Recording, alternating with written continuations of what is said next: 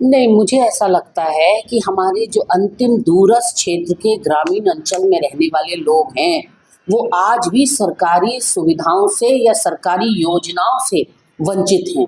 क्योंकि जिस तरह की सुविधाएँ मैदानी इलाकों में रहने वाले लोगों को मिल रही है, वो पहाड़ी जनपद के लोगों को नहीं मिल रही है। अब आप पर कैपिटा इनकम की अगर आप बात कर लें, तो अगर हरिद्वार में, ऊधम सिंह नगर में और देहरादून में पर कैपिटा इनकम 2.5 लाख पहुँच भी गई है, तो चंपावत में देख लीजिए या रुद्रप्रयाग में देख लीजिए, इनका पर कैपिटा इनकम तो 90,000 से ऊपर नहीं बढ़ पा रहा है। तो हमको विकास हॉरिजॉन्टल चाहिए, यानी कि पूरे उत्तराखंड में एक समान विकास चाहिए, या वर्टिकल विकास चाहिए कि कुछ जिलों में तो बहुत बम्पर विकास हो जाए और कुछ जिले जो है विकास से वंचित रह जाएं। और विकास है किस चिड़िया का नाम, यही समझ में नहीं आया भाजपा राज में तो। क्योंकि इस 4 साल में तो जिहाद सुन सुनकर कान पक गए, मदरसा, मजार, मुस्लिम मान, इसके अलावा तो मुख्यमंत्री जी ने किसी क्षेत्र में कोई काम नहीं किया। अगर हम मील का पत्थर पूछें तो भाजपा के पास गिनाने के लिए कोई मील का पत्थर नहीं है। हमारे तो पंडित नरेंद्र तिवारी जी से लेकर हरीश रावत सरकार तक हमारे पास कई ऐसी चीजें हैं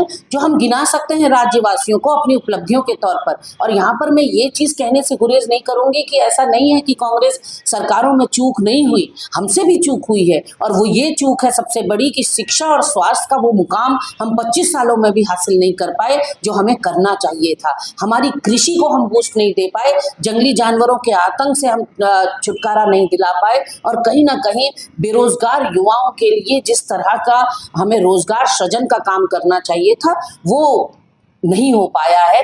तो जहां आप अपना रिपोर्ट कार्ड जनता के सामने रखते तो बेहतर होता। 3 दिन का जो कॉमेडी सर्कस है वो तो ऐसा लग रहा है जैसे आपने उत्तराखंडियत के मुंह पर तमाचा मारने का प्रयास किया हो।